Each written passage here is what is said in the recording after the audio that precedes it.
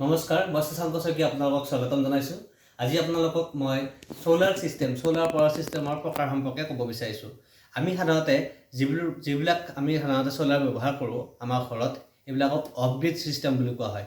আমি সাধাৰণতে কিন্তু তিনি প্ৰকাৰৰ সোলাৰ ছিষ্টেম থাকে।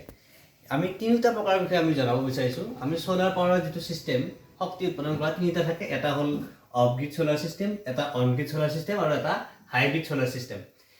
সকলোতকৈ পপুলাৰ আৰু বেছি মানুহে ব্যৱহাৰ কৰা ছিষ্টেমটো হৈছে অফ গ্ৰিড সোলাৰ ছিষ্টেম। গতিকে আমি সোলাৰ সম্পৰ্কে কওঁতেই আমাৰ ধাৰণা অফ গ্ৰিডৰ প্ৰতি আহি যায়। ঠিক তেনেকৈ আমি বুজাব বিচাৰিছোঁ অফ গ্ৰিড ছিষ্টেমটোনো কেনেকুৱা। আমি ধৰা হওক এখন সোলাৰ পেনেল। এইখন সোলাৰ পেনেলৰ পৰা আমি যিখিনি শক্তি উৎপাদন কৰিলোঁ, সোলাৰে সদায় ডিচি কাৰেণ্ট দিয়ে। মানে এই ডিচি কাৰেণ্টৰ পৰা সোলাৰৰ যিটো পেনেল কানেক্টিং হয় সোলাৰ ইনভাৰ্টাৰ কানেক্ট হয়।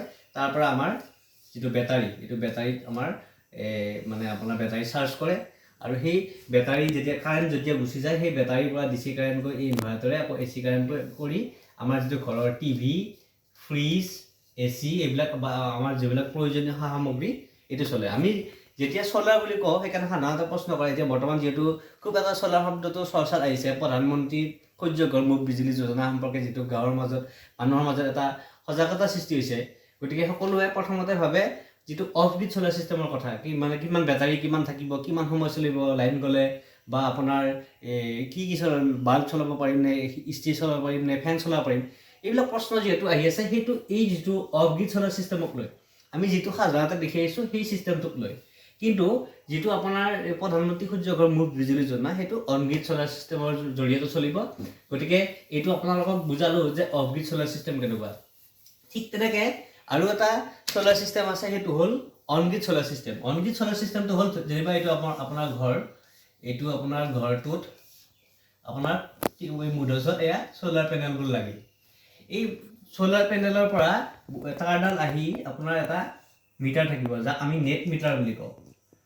এই নেট মিটাৰত কানেক্ট হ'ব আৰু এনেকৈ আপোনাৰ যিটো ঘৰৰ সন্মুখৰ লাইটৰ যিটো পোষ্ট আছে, এই পোষ্টৰ পৰা যিডাল কেবল আহে, এই কাৰেণ্টটো আহিও এই মিটাৰটো সংযোগ হ'ব। সাধাৰণতে অন গ্ৰিড সোলাৰ ছিষ্টেমত যিটো মিটাৰ ব্যৱহাৰ কৰা হয় তাক নেট মিটাৰ বুলি কোৱা হয়।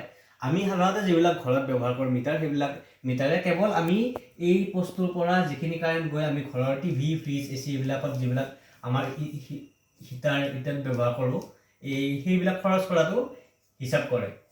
কিন্তু আপোনাৰ যিটো অন গ্ৰিড সোলাৰ ছিষ্টেমত মিটাৰ ব্যৱহাৰ কৰা হয়, নেট মিটাৰ বুলি কোৱা হয়।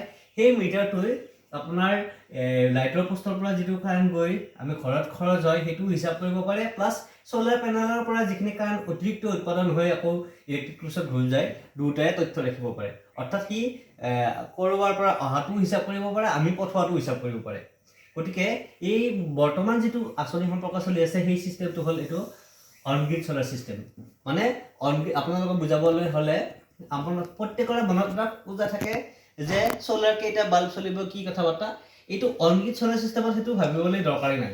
কাৰণ অন গ্ৰিড সোলাৰ ছিষ্টেমটো হৈছে এটা পাৱাৰ জেনেৰেটৰ বুলি আপুনি ধৰি লওক।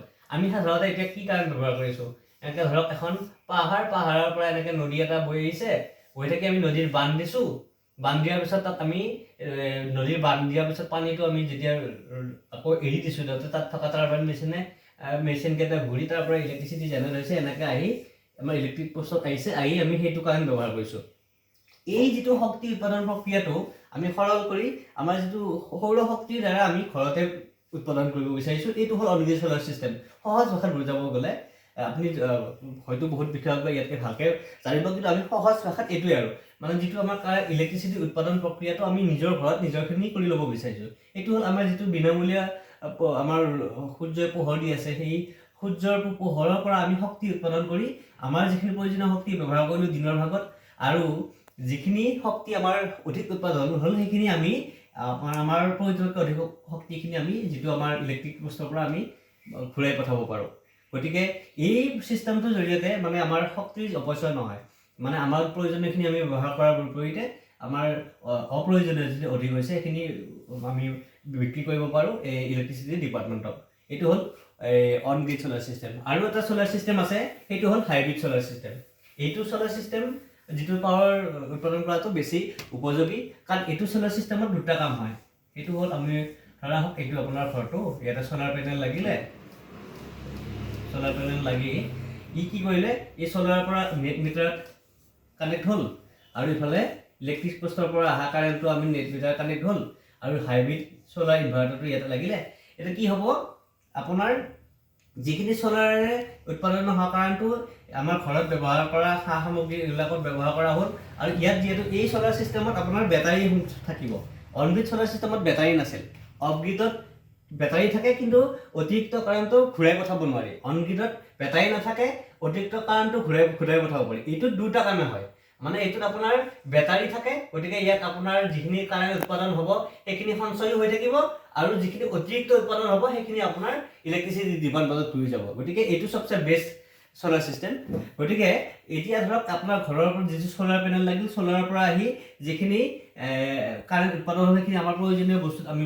ব্যৱহাৰ কৰিলোঁ অতিৰিক্তখিনি আমাৰ যিটো বেটাৰী থাকিলে বেটাৰীও চাৰ্জ কৰি থাকিলে আৰু অতিৰিক্তখিনি আমি পাৱাৰ গ্ৰিডলৈ ঘূৰাই পঠালোঁ ইয়াৰ জৰিয়তে আমাৰ বিজুলী বিলো ৰাহি হ'ল আমাৰ ঘৰৰ বস্তু চলিল কাৰেণ্ট যোৱাৰ পিছত আমাৰ গোটেই বস্তুবিলাকো চলি থাকিব আৰু অতিৰিক্তখিনি আমি উভতাই পঠাই তাৰ পৰা ইনকাম কৰিব পাৰোঁ গতিকে আপোনালোকে বুজি পালে মোৰ ছবিকেইটা মানে অলপ খৰকৈ আকাত মানে বেয়া হৈছে মই আৰ্টিষ্ট নহয় বাৰু গতিকে আপোনালোকে ছবিৰ প্ৰতি মন নিদিব মই আপোনালোকক সংক্ষেপে মানে আপোনাৰ এই যিটো ধাৰণা সোলাৰ চিষ্টেম মানে সোলাৰ পাৱাৰ চিষ্টেমৰ তিনিটা চিষ্টেম আছে এইটো মই এইটো ভিডিঅ'ৰ জৰিয়তে বুজাব বিচাৰিছোঁ যদি আপোনালোকৰ মনত কিবা প্ৰশ্ন থাকে তেতিয়াহ'লে মোক কমেণ্টৰ জৰিয়তে জনাব পাৰে তেতিয়াহ'লে মই ইয়াৰ ওপৰত আৰু ভালকৈ মানে আপোনালোকক ভিডিঅ' দিবলৈ যত্ন কৰিম গতিকে আজিলৈ ইমানে ধন্যবাদ